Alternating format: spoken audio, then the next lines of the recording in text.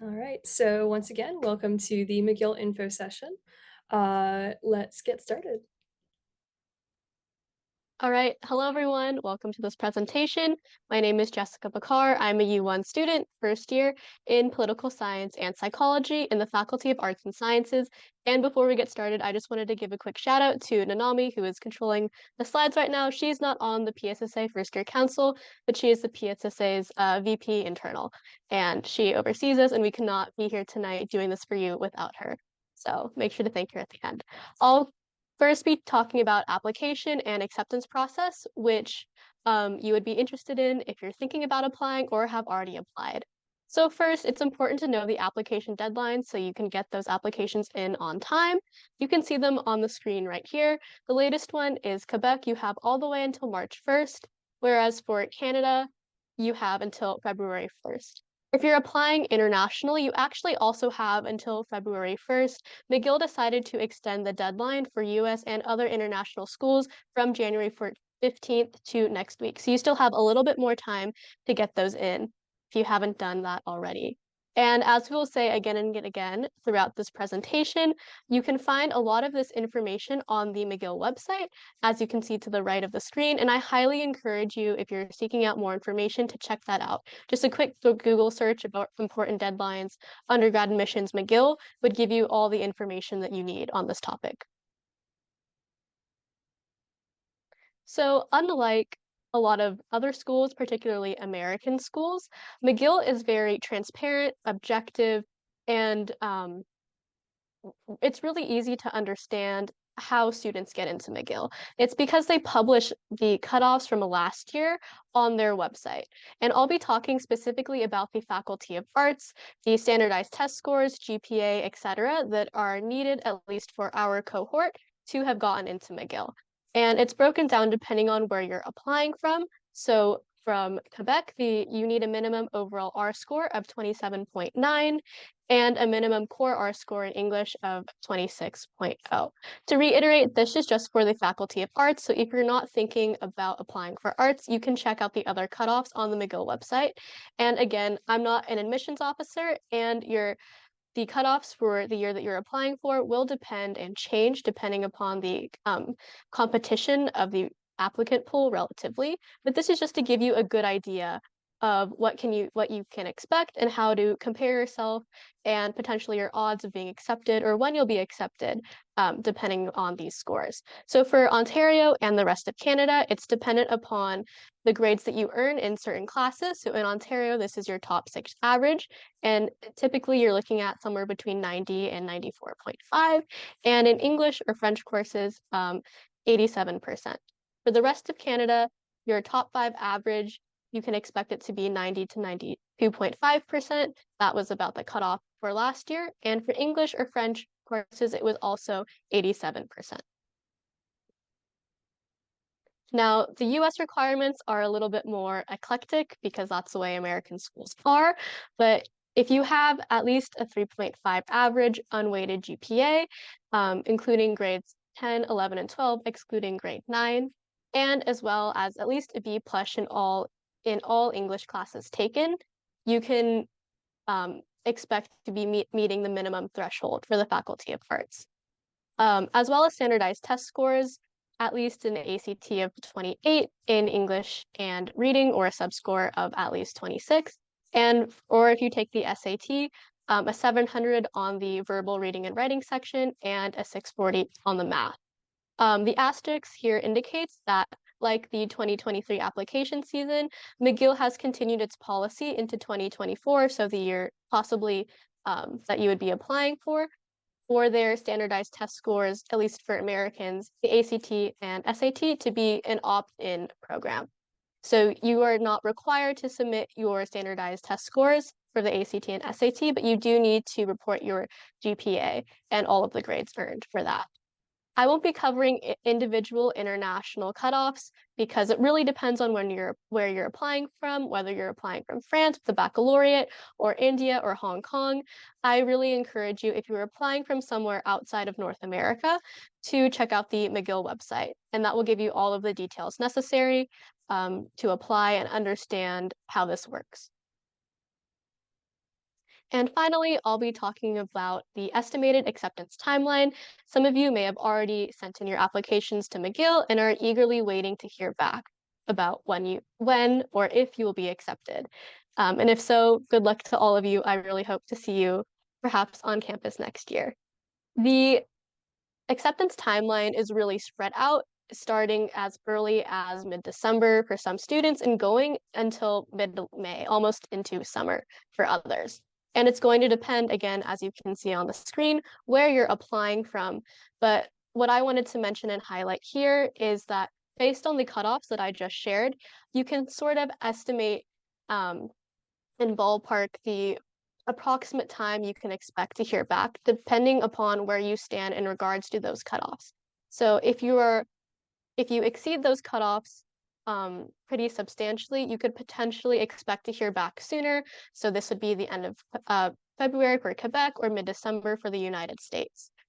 If you are more around the cutoffs or perhaps a little bit below the cutoffs, again, the cutoffs will fluctuate depending upon the cohort.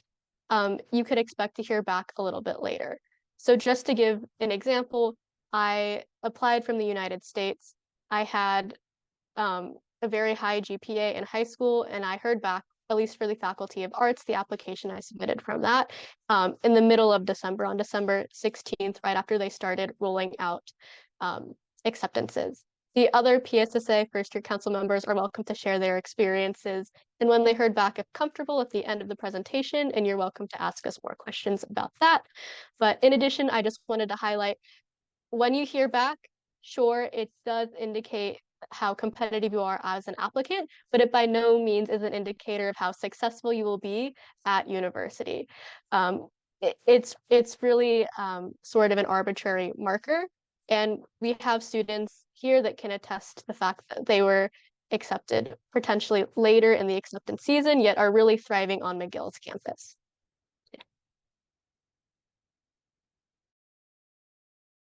All right, thank you so much, Jessica, for going over the admissions process. Hello, everyone. My name is Rio Justice. I am a U0 art student. I'm planning on majoring in political science with a minor in international development. And today I'm just going to be going a little bit over what life in residence looks like. So to get started, we really have three main styles of dormitories. I just want to note that this presentation only covers downtown campuses. So we have a McDonald's campus, which is away from our downtown campus, which has its own two residences, one called Layered Hall, which is a dormitory style residence. And we also have Eco Residence, which is an apartment style of residence, much like Solon Hall, which I'll cover later in the presentation. And yeah, so just to get started here, we have three hotel dormitory styles. Their names are New Residence Hall, La Citadel, and Carrefour. Carrefour is also coined C4. So if you hear me reference that throughout the presentation, I'm referencing C4, Carrefour. So to go over kind of those hotel dormitory style residences, they're a little bit larger. They were originally hotels and renovated to accommodate students. So they're mostly double rooms. There are a couple singles, but not as many as, for example, our traditional dormitory style of residences.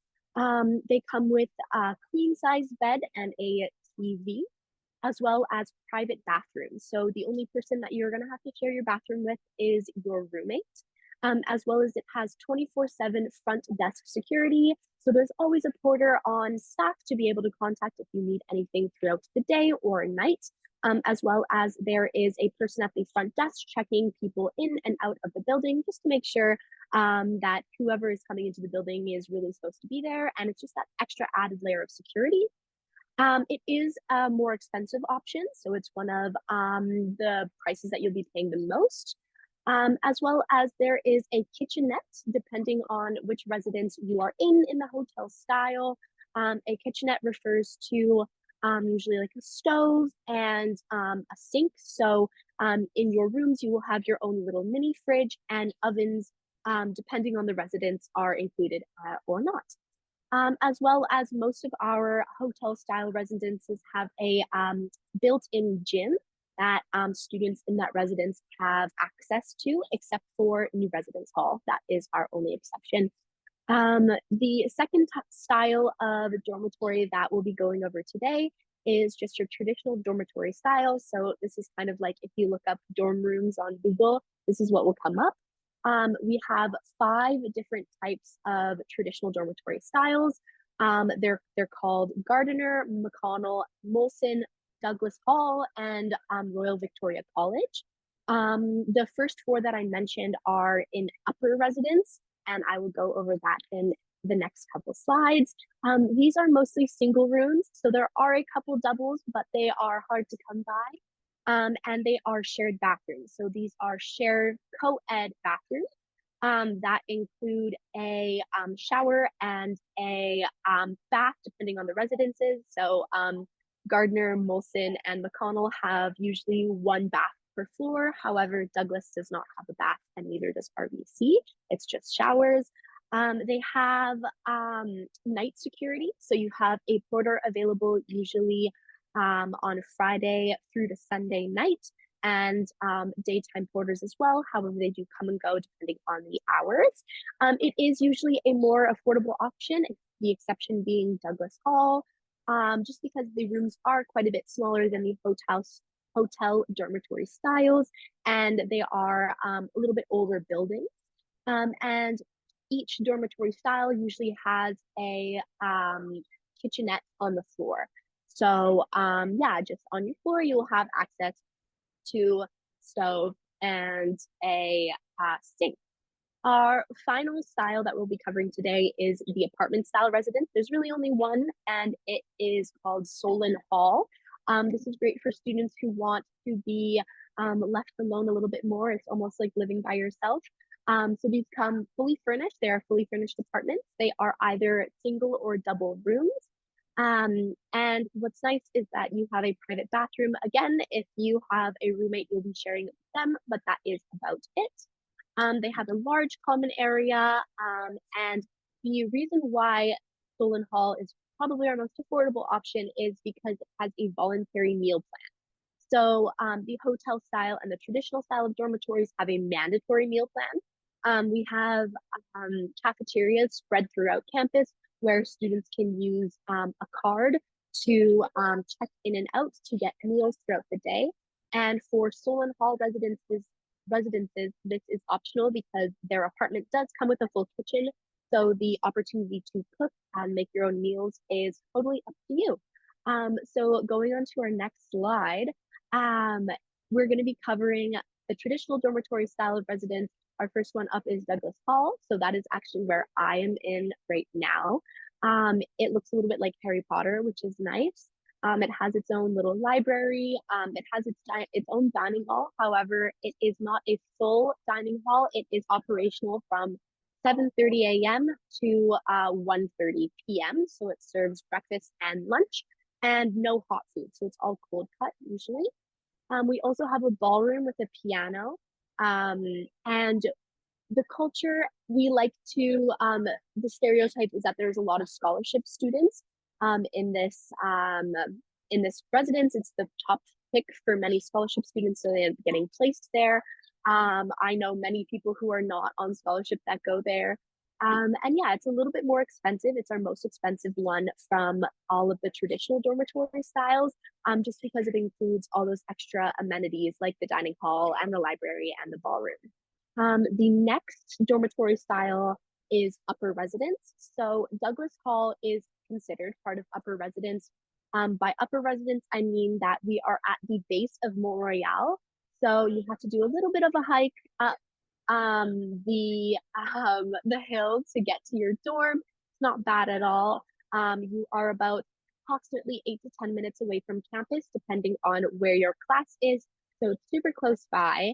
And you have 3 upper residences. So you've got Gardner, Molson, and McConnell.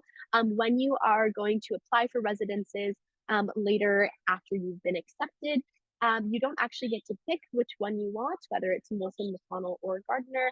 You just kind of put upper residence and you kind of just get slotted in at one of these. They're all the same. They pretty much all have the same amenities, same rooms layout. Just depending on the location that's the only thing that will change. All three of these upper residences are surrounded by Bishop Mountain Hall. So Bishop Mountain Hall is the circular cafeteria that we have in the middle. And it just is where everybody goes and gets breakfast, lunch, and dinner. The culture is that the people are a lot more social. So a little bit louder of a residence, but a nice way to make friends. And I know a lot of people who have made friends super easily in this style of residence. The next style that we're going to go on to is still keeping with the traditional dormitory styles is with Royal Victoria College. So this one actually has a dining hall connected in the building, which is quite nice. It is close to campus. It's the closest to campus of all of their dormitories. So it's about 2 to 5 minutes away from campus. There's actually some music classes that are held right in Royal Victoria College. And yeah, so that's quite nice. It also is the only one of our dormitories that has a all-girls wing. So it has one wing, I believe it's one section of the floor that is only for women. Other than that, the rest of it is co-ed. One nice little amenity about this place is that it has a aerobics room, and it's one of the only traditional styles of dormitories that has this. And the culture is that it's a bunch of music students. So again, as I mentioned, there's connected it's very close to the music building, and there's some music classes directly in Royal Victoria College. So you'll hear some singing, people playing instruments and such, which is super interesting. The next style, kind of moving away from our traditional style, is our hotel style residence, our 4 Sherbrooke or C4. This one also has a dining hall connected to it. It has its own TV lounge and gym, and it also has TVs right in the room. I believe they are flat screen TVs, depending on what room you get placed in, which is quite nice. These are mostly all double rooms. And the culture here is that it is known to be a little bit quieter. People definitely socialize with their roommates, but the doors slam shut, so you can't leave the door propped open. So it's a little bit harder to socialize. But I know lots of people who have lots of friends here, and they really like it. The next style we are going to go on to is La Citadel. So this one has beautiful views. It has a study room at the very top of the building, and it kind of looks out over Montreal. So it's a really beautiful study nook, and they have a full kitchen up in the study room with multiple ovens. So if you're a big into cooking and cuisine, that might definitely be something that you're looking for. It's one of our most modern styles. So the newest addition to the McGill residences is La Citadel. It has its own gym and cafe. By cafe, I mean that, again, like Douglas Hall, it is only mainly open for breakfast and lunch, and it only serves cold cut food. It is quieter. Again, the doors do slam shut. So people find it, I've heard, that a little bit harder to socialize with people just directly as your neighbors, but there's lots of common areas and open spaces where you're able to meet people. And again, these are mostly double rooms. So I believe there are a couple of singles as well. So you'll get close to your people through there. The next style that we have is New Residence Hall. I'm actually sitting in New Residence right now. It is one of our largest residences with over 700 students. And it's actually connected to an underground mall, which is really nice for the cold, wintry days in McGill when it gets -20. And the culture here is that it's known for having a lot of international students, specifically French. I always come in here and I hear people speaking French 24/7, which is a really nice change. And this is also, again, a more expensive option. They have a mix of single and double rooms. And going on to, I believe, our final style of residence, we've got Solon Hall. So again, this one is our farthest away from campus. It does require a little bit of a metro ride. So a lot of students purchase a metro pass. Some amenities include a TV lounge, a computer lab, and a game room. So those are all nice ways of meeting people. And the culture is known to be kind of their own community. So they have garden boxes. There's lots of events going on for Solon Hall students to participate in. So they definitely become quite a close-knit community. And yeah, it's definitely good for people who want a little bit more freedom and want to stray away from kind of the traditional style of dormitory and feel ready to live on their own. Going on to our next slide, the benefits of living on campus. I mean, I live on campus. I love it. That is how I have made some of my closest friends. So socializing is definitely a big part of it. And you're able to connect with a lot of people who have similar interests to you. I've found a lot of people in the same program as I am, and just having meals with people over dinner and such, you're really able to connect one-on-one. And that might be a little bit intimidating at first, but it's definitely the way to make friends quickly when you're new to McGill. The next kind of pro is that it has really good location. So it's really close to campus. The only exception being Solon Hall, but again, super fast metro. I believe it's something somewhere around 15 minutes or something like that. So quite close. Everywhere else is at least maximum like a 10-minute walk. And it's also close to the downtown area. So we are close to Saint Laurent. So it's good for nightlife. It's good for groceries. We've got lots of restaurants nearby. And moving on to our next point, the food. So it's really nice not to have to cook for yourself, especially during finals week and midterms when you feel a little bit stressed because you have so much stuff to do. It's nice to just be able to not have to worry about cooking and swipe your card. As well as all students that are registered with a voluntary meal plan get a $500 stipend on their one card dollar. So one card dollars can be used at multiple partner restaurants with McGill. I think there's like Starbucks, there's a fast food restaurant called Chef on Call, there's a pizza place, we've got a poke bowl restaurant, a ramen restaurant, as well as one card dollars can be redeemed at vending machines, campus like cafes on campus. And I believe it now can also be used at our Le James bookstore to buy merchandise and textiles. Fun. As well, what's really nice is we have a committee called Residence Life, which organizes events. We've had events like barbecues, yoga classes, therapy dogs, trivia night. The therapy dogs were great during finals week, just to pet a dog and release some stress. It was really great. And that's another way to just meet people and get involved, get active, and yeah, use your brains, have fun.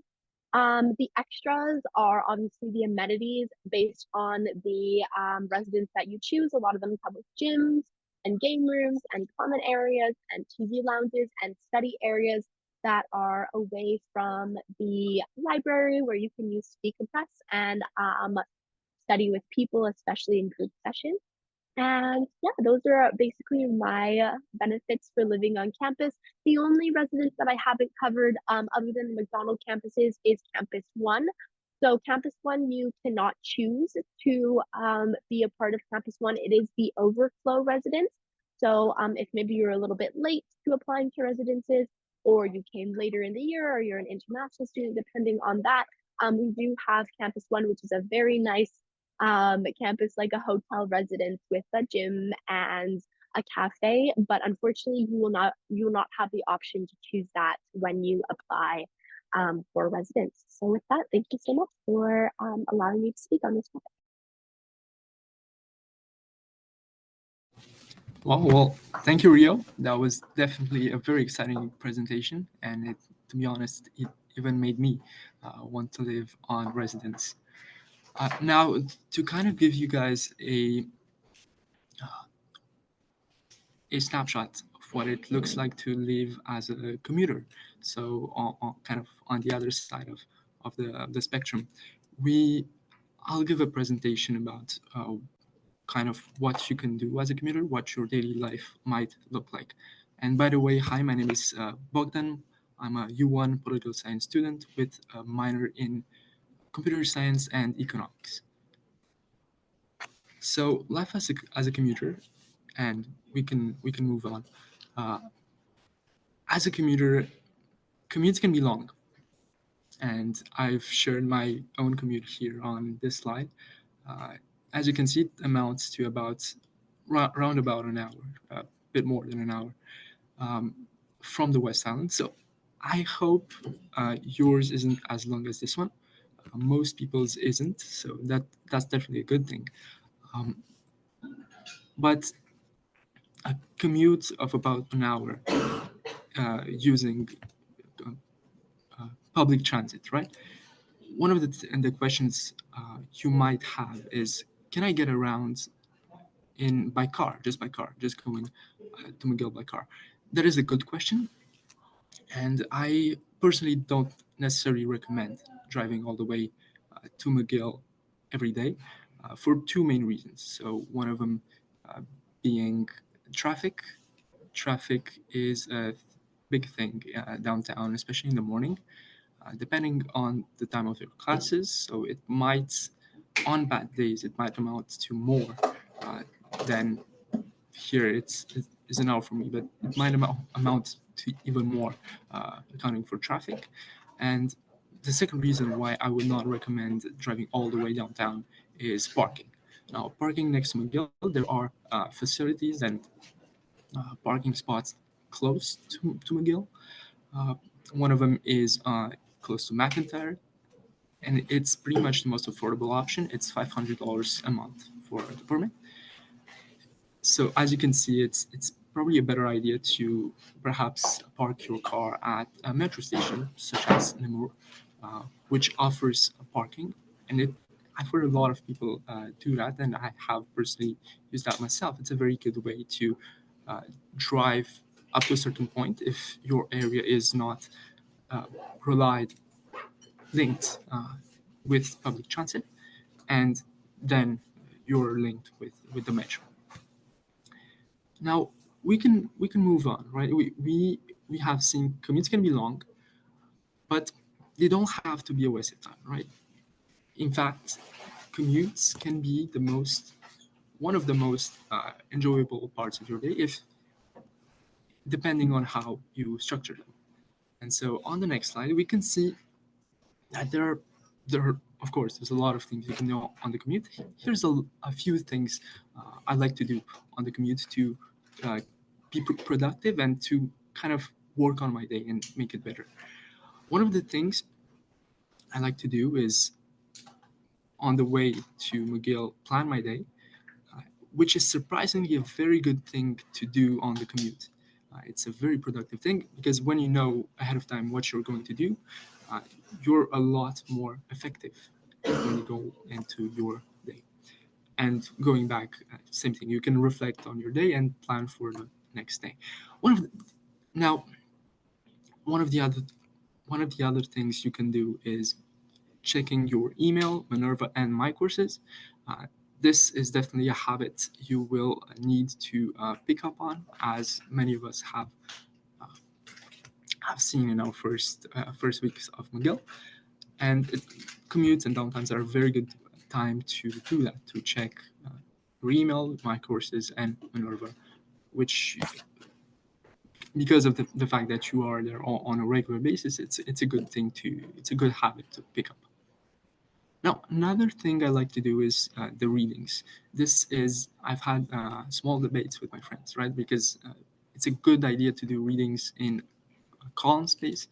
However, you can also do that on the commute. However, yes, it will take you out of the depth of focus you might have at the library, but it's still a good idea to squeeze in kind of these readings anytime you get, instead of only at the library, because you as you depending on the classes you pick, there are a certain number of readings you will have to do, and it's a good idea to squeeze them in whenever you can, to read as much as you can. And it's not a bad idea to do it on the transit as well. And final last thing I like to do on the commute is going over material, and especially class notes from the last class uh, on the class I'm going to, right? It's a good idea to review your notes regularly, of course, and doing this on the commute can help you, going back to the first point, kind of plan ahead what your class might look like, and trying to find questions you might want to ask to the teacher. Now, here, of course, there are some other advantages of living on campus, and here is where I wanted to share two opportunities with you guys. So I'll share these towards the end. So first advantage of living on campus is the community. Living off campus, sorry, is the community. Right, you're effectively part of two communities: McGill, of course, and the community in which you live and from which you commute. And this is really often a source of untapped opportunities. This really does mean you have twice as many opportunities as you might think. And it's really a good idea to look into both communities and see how you can get involved. And there are a lot of ways to get involved. And here's where I'm going to share one of those opportunities, which is some constituencies in Montreal and across Canada, actually, some in Laval as well, have what we call constituency youth councils. So these are federal ridings, and these are nonpartisan kind of youth groups, which are people who get involved to better their community. It's kind of community service, but you actually also get experience in more or less working with MPs, which is really interesting going into political science. And it's a very good way to get involved. Now, one of the other advantages of living on campus is this, I would say, the study life balance. The fact that you have kind of a space where you're not necessarily close to campus is a way to wind down and disconnect from study when you do need it. So that is an advantage. And the last advantage I would say is affordability. Right, it's a more affordable option, especially when you do come from Montreal or you do have relatives who live on the island, or when you can, for example, live with multiple friends in an apartment. And now the last opportunity I want to talk about, and it's part of community, there is, and this helped me a lot, there was an activity at the beginning of the first semester, which is called Off Campus Connects. And it's very useful. You can get to meet people who live on campus, off campus. Well, thank you very much, and I'll pass it down to Laura. Hi, everyone. My name is Lauren Archibald. I'm a U1 Joint Honors Political Science and International Development Studies student. So this presentation, you've heard my colleagues talk about how they're U0, U1, major, minor, whatever. I'm going to tell you a little bit about how that system works at McGill, and specifically what are the elements of the political science program. So let's get started. So one of the big questions that we always get asked by prospective political science students is, what can you do with a political science major? And there's a lot of different things you can do. It's a very flexible degree, which is why I like it so much. You're really not limited by anything. So the immediate answer that comes to mind is government, right? You're learning about politics, you're learning about political science. So you could be a prime minister, you could be a member of parliament, or you could be working in one of the different strings of the government. So like a diplomat or a policy analyst. The government hires policy analysts. There are also private research firms that do private research analysis, or lobbyists who handle government relations. Another big one is NGOs. Personally, this is what I'm interested in. So working with something like the United Nations or Amnesty International. One really cool opportunity we have here at McGill is the MIAD extracurricular, in which McGill sends a team of delegates to the UN, I believe. Jessica is in that right now. So if you're interested in learning more about our opportunities for students here on campus, you can talk to her and ask her some questions in the question period. Another lesser known political science route is pedagogy. So if you have a political science degree, you could possibly teach politics in a high school. You could teach maybe history in a high school, or you could keep on with your education in the field, get a PhD, and become a professor. You could also go into law. A lot of political science students do aim for law. I wouldn't say political science is a prerequisite because you can still go into law school with lots of different degrees. You can see engineers in law school, you can see music students in law school, but political science offers you a really good knowledge of the field and a really good framework for looking at things and analyzing different problems. So it's a highly sought after degree for prospective lawyers. And lastly, journalism.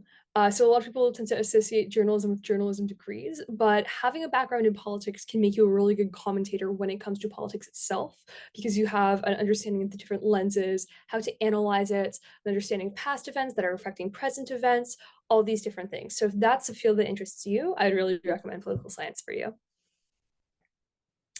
And now for the programs. So with McGill, we have a bit of a strange system when it comes to planning out your years at McGill. So we are all first year students. This is our first year on campus, but you can start off at different levels. So the way the McGill system works is you go U0, U1, U2, U3. But when you enter, depending on what your background is, you can start off either in the U0 phase or the U1 phase. So U0 is what we call a freshman program. In the arts faculty, it kind of gives students a little space to explore a little bit more before they settle down and find a major that they're really invested in. So some people like Ria, who's in U0, really automatically know what their major is, what she wants her major to be. And so you can use this time to sort of knock off a few prerequisites before you get into your major. But a lot of my friends say, hey, I still don't know what I want to do with my life. And a lot of you watching this probably feel the same way. So the freshman program is really great for people like you because you can kind of explore a little more and figure out where you want to specialize. So there are two kinds of U0 freshman programs. The general program, you pick like 3 to 4 different streams with approved first year courses. So there are the social sciences, the humanities, the languages, and the natural sciences. Alternatively, you can also take en français, the French curriculum. So this is 18 credits or 6 classes conducted in French, where you may be required to take a proficiency test, but if you're already proficient in French, this is also a really fun opportunity to explore learning with the language. Our other one is the U1 program. So I'm in the U1 program myself. A lot of us here are too. And U1 is the year where you declare your major. So U0, you're still exploring your options, but U1, you really have to settle on something. There's a lot of flexibility to change your major at a later point in time, but it's always better if you know earlier so you can start planning your curriculum. So you can enter U1 if you've completed CEGEP or DEC or DCS or the French Baccalaureate with 30 credits. And then if you did IB, the International Baccalaureate Program, if you score higher than 5 in 3 HLs or equivalent to 5, you get 30 credits for the program. The thing with this is, let's say you did IB, you get 2 of your HLs, 5 or higher, but one of them, oh, you just missed it and you got a 4. That's okay. It just means that you get 10 credits per 5 or higher. So you can start off with 20 credits and just do a semester of the freshman program before you go into U1. And then if you achieve a 4 or higher on AP exams, you can also get advanced credits, but the number of credits you get per AP subject really depends on the subject itself. So for that, if you're an AP student, I would encourage you to go on the McGill website and check that out because the value of each AP program really varies. And now for the political science program itself. So when you're picking out your major, minor, honors, joint honors, this is kind of what it looks like overall. So I really like the McGill political science program because instead of just specializing in a really narrow field of political science, what we consider to be political science, we actually branch out into a bunch of other fields, such as like the social science research methods and international relations. So when you're picking out your major, you're designing your major, you will typically pick 3 to 5 streams to major in. depending on what level of political science you're studying. So the 5 streams are comparative politics, which is where we look at a lot of specific case studies of politics in developed or developing countries. Right now, myself, Rio, and Ronak are in the developing countries class. If you want to ask us questions about that stream, feel free to afterwards. There's also the methods course. So this isn't necessary unless you're taking honors or joint honors, I believe, but it's really, really important. And I think you should take it regardless. It's very interesting. It's where we kind of put the science in political science, as I like to call it, where we look at how to conduct research in the field.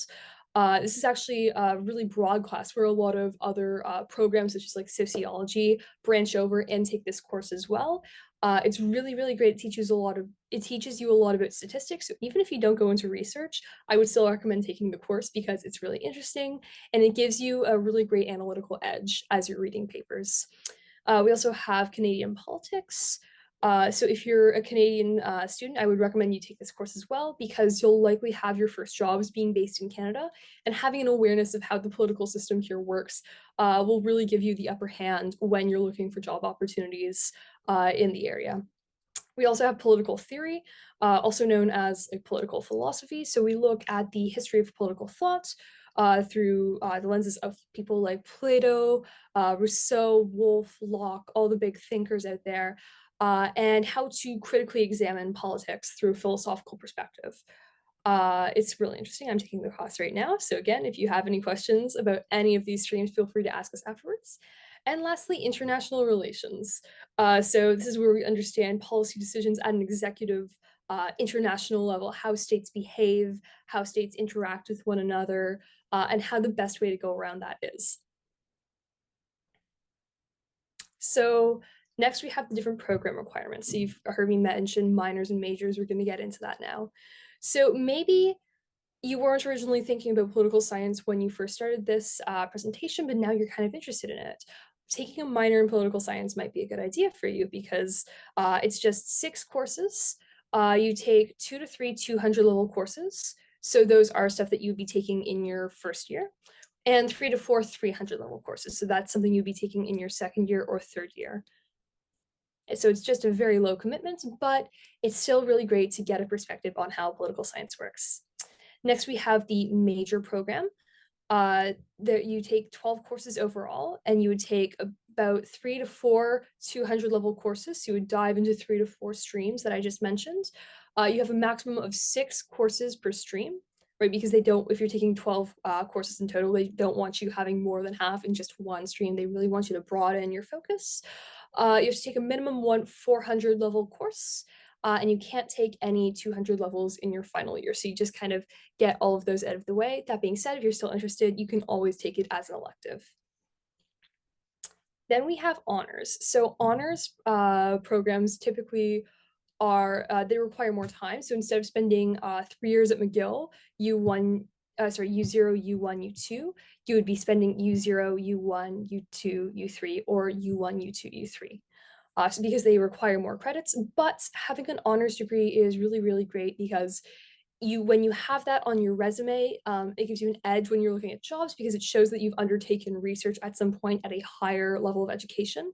And it's also really great when you're applying for master's programs, which I'm sure a lot of us here are interested in too. It is a little more academically competitive. So when you're looking at the honors program, the honors major, you can't register for it right away. You can only register for it when you're going into U2, and you have to have a minimum 3.3 average, and half of your grades in the course, the political science program, must be at the B+ level or higher. It's 54 credits in total, so that's 18 courses overall, including 4 courses at the 400 level or higher, including an honors seminar. So your honors seminar is when you meet with a group of students in a seminar format. It's listed as a 500 level course, and you talk with them one-on-one, but you also get to conduct your own research if you want to. In this system, you have a maximum of 9 courses in each stream, so you can really play around and specialize with each one of them. And there's a lot of really interesting courses that you could take for each stream, but because it's 18 courses in total, that means you really get a really in-depth knowledge of the subject itself. So if you're really, really interested in political science, I would recommend this one, or joint honors. I'm in joint honors myself. I'm taking political science and international development studies. So when you're taking joint honors, you are doing the honors of political science and some other course in the arts. So if you can't decide which one you want to take, this is a great solution. Or in my case, I took IDS because I wanted something to complement my knowledge of political science, where I could dive into economics, geography, history, all of that to complement my knowledge in political science. Again, because it is an honors program, you have to have a minimum 3.3 average, but you can also register for it immediately when you're choosing your major in U1. Half of your grades in the course, the stream, must be at the B+ level or higher, same as honors. You take about 12 courses overall, so still a lot of time to really get precise. And you have 3 courses at the 400+ level, including the honors seminar, which I just mentioned, with a maximum of 6 courses in each stream. Awesome. Now I'll hand it over to Bogdan again. Thank you, Lauren. And now we're going to talk about languages at McGill, and I want to kind of bounce off of something Lauren mentioned, which was the U0 option to take courses in French. Now here in this section, we're going to talk more about languages, and especially French and English. So now on the first slide, about French at McGill, so le français à McGill. We could have also done this part in French if you wanted to, but we're going to do it in English. Now, one of the most important things to know as a Francophone at McGill is the fact that any student is granted by the Charter of Student Rights the right to submit their work in French, which is really good to know. Any course, any class at McGill, you can submit your work in French, and it will be graded and in the same way, just as fair as it would be in English. Now, about French at McGill, there is a very bustling community of Francophone, of French speakers at McGill. So we have a lot of activities, for example, including one of the many student-run papers at McGill, which is in French. We have Le Délit, which I just picked up a few hours ago. We also have a few activities in French, activities and contests. So one of the contests is Les Jeux de la Science Politique, which is really good to get into as a political science major, or actually good to know. You don't have to be in political science to join the delegation, but it's a really good way to get to know people at McGill and in universities around Canada. Actually, the games were last week. Our delegation just came back, and we met people from all around Canada, from Alberta, from Moncton, from really all around Canada, Quebec as well, of course. And one last activity I want to share in French was the French language debate club, which is also available in English, of course. So, but there are 2 different debate clubs, and this is also really good as an activity. If you're interested in political science, it makes you better at constructing arguments, at constructing your thought, and it's very good, especially at making you better for papers as well, which is a big part of political science honors as well, but political science in general. And one of the other things I wanted to share for people who want to learn French, and this is really good to know, students can take French as a second language courses to learn or improve their French. And what is really good to know about this, FRSL courses, most of them, this is really good to know, most of them are eligible for what we call a tuition reduction. So you can actually take these courses free of charge. You can learn French or improve your French free of charge, and earn, of course, credits towards your BA, which is pretty good to know. Now, moving on to English, for people um, whose first language might not be English, I have a few tips here. And actually, first tip, even for people who speak English fluently as a first language, uh, really good opportunity. The McGill Writing Center offers pretty good courses for all students, right? And even if English is your first language, these are academic writing courses, which can once again make you better at writing essays and papers and give you kind of an edge on how you can structure your thought and put your words and your arguments to paper. And one personal tip well, one tip for people whose first language might not be English is give yourself time to accommodate. Studying in English is, of course, a big step at first if it's the first time, such as myself, first time you learn English. But in times, it really does become second nature. And two personal tips, ending on this, to enhance your English writing. So these two tips really for everyone, and two tips that have worked for me in the past and even currently. First one of them is start in the morning, if possible, by reading a few pages of one of your favorite books in English. It's a very good way to start the day, and it does really give you kind of another view of the whole day afterwards. You can think in really another way, at least from what I found. And second tip is uh, practice writing. It might seem kind of trivial, but try to write as much as possible. And for example, uh, when you read an article for a class, when you read a reading, it's a good idea, even if you don't have to do kind of a reading summary and try to summarize what was said in the article, what the author tries to argue.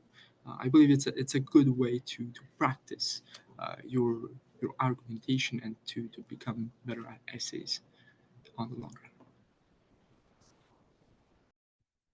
Okay, so thank you, Bogdan. I'm Ronak. I'm a U1 in psychology with a minor in political science, and I'm also very sick, so bear with me.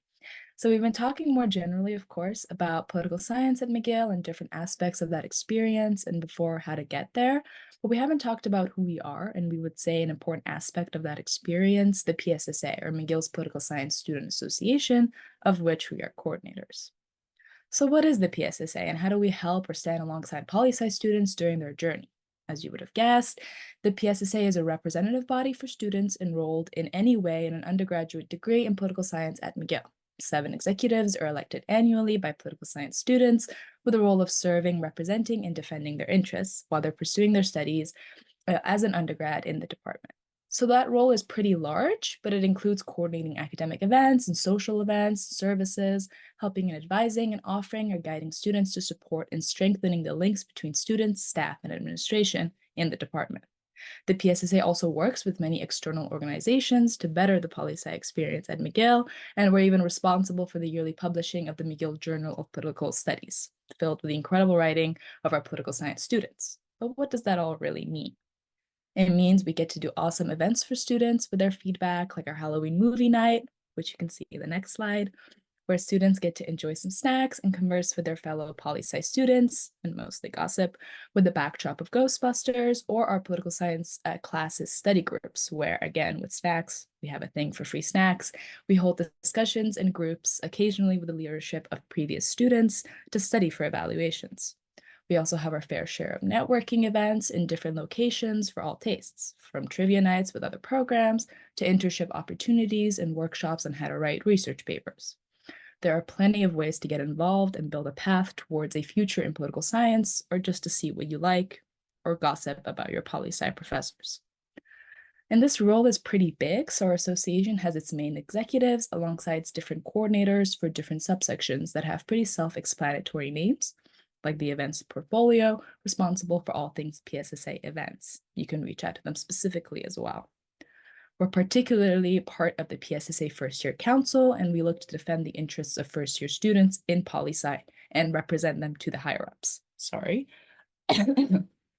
This means that at McGill, if you're ever in need of support, particularly in your first year, we're the ones in political science to reach out to for help or just to see a friendly face. The core executives of the PSSA have office hours, and the FYC is always an Instagram DM or email away. We even have an anonymous Google form for any feedback, questions, or suggestions from all of our students. Once you're a McGill Poli-Sci student or undecided, you can also get involved with us by reaching out, coming to see us, or following along on our different social media platforms to see what's coming up, events or activities you can join, and etc. For joining, FYC members are chosen by the core executives of the PSSA after a short application process, as are other coordinators, while the executives are voted in by students. So moreover, the PSSA, for example, has a mentorship program that you can apply to in order to be a mentee or mentor later on. It's a great way to learn about the program with other students, get tips on McGill and classes, and have all your questions answered with reliable guidance with whom you can build a long-lasting relationship. And here you can also see a list of other opportunities I mentioned and more offered by the PSSA for students. So McGill in general also offers a ton of help and support for incoming students or prospective ones. My greatest weapon was the first year guide, which you can actually see here, that lays out every single thing you need to know from how to plan your degree, minors, majors, how many credits. I still use this chart, by the way, to different student centers, all with great resources for questions, concerns, and support, and even a table of the most important dates. Our academic advisors are plenty, and the websites for each department are very easy to navigate, but we made available our links. Sorry, I'm gonna cough again. So for arts in particular, all your advising and existential needs about your academic career or McGill will be met through the Arts Oasis, which stands for Office of Advising and Student Information Services, which is literally designed to help you navigate life as an undergrad or prospective undergrad in arts at McGill. They're the ones who actually put out the first year guide. It's also important to mention that the Arts Oasis and other student centers and organizations will send you many emails and information on where to seek support and answers to your question once you get into McGill. Of course, concerning support and student services in general, they also offer a wide variety of help and guidance from physical and spiritual wellness to academic and career wellness. They also host events like career fairs and animal therapy and offer helpful tips on their website regarding many aspects of life as an undergrad, like time management. And you can see a screenshot of their website right there. So with this many names and departments and websites, it can also be too much of a good thing to the point that it's overwhelming. So I've linked the PSSA website pages dedicated to each of these topics. So here we have the PSSA link page for student support. First, you have the Office for Sexual Violence Response, Support, and Education, which is McGill's location and resource for responding to, supporting, and educating on sexual violence, while the Sexual Assault Center is the resource with similar responsibilities put forth by the Student Association and not directly the university. They also offer a wide range of help, education, and support, as well as answers. The Student Accessibility and Achievement Office and website offers support and guidance for those with disabilities during their time at McGill and as students inside and outside the classroom. The Students Wellness Hub is, as you could have guessed, all about students' wellness, providing a wide range of services to support the well-being of students by raising awareness, helping in prevention and early intervention. They offer tips, ways to reach out, tools to help with well-being, and plenty more in person and online. There are many more on and off-campus resources provided as well. You just have to click. McGill also has a student union that is, as you could have guessed it, centered on McGill students, representing them, working for them, and defending them. And that means they provide many paths to support and information in person at their office and online. They also provide and have many subsections and programs for students, including Walk Safe, which is a student-run service offered to McGill students so they feel safe going wherever they need to go, and Drive Safe, which is similar, but offering safe and free rides for students around the island. And the student nightline is actually McGill run and is a call service that is anonymous and free from judgment. And finally, the Peer Support Center, however, is operated by SMU, and it offers tons of help in person and online for students to feel supported and heard. This is mainly done with the help of a trained fellow student who is ready to listen and can even refer you to whoever you need in order to have your problems fixed or your questions answered if they're not equipped with it. And finally, for the other link pages, for anything student rights, they have helpful links directing you to places in documents that explain your rights and responsibilities as a student in McGillian, which can be very important and serious, while the guidance page will help you figure out everything to do with your degree, program, department, requirements, and etc., i.e. navigating the educational and academic aspect of your time as a McGill.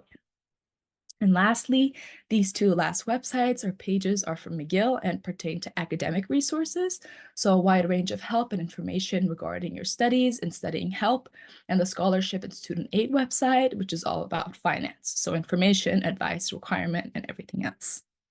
So that is all for support and the PSSA, and all links are present in whatever is underlined. Next, we have our little question period with our VP Internal, Nanami, who is not in her first year at McGill.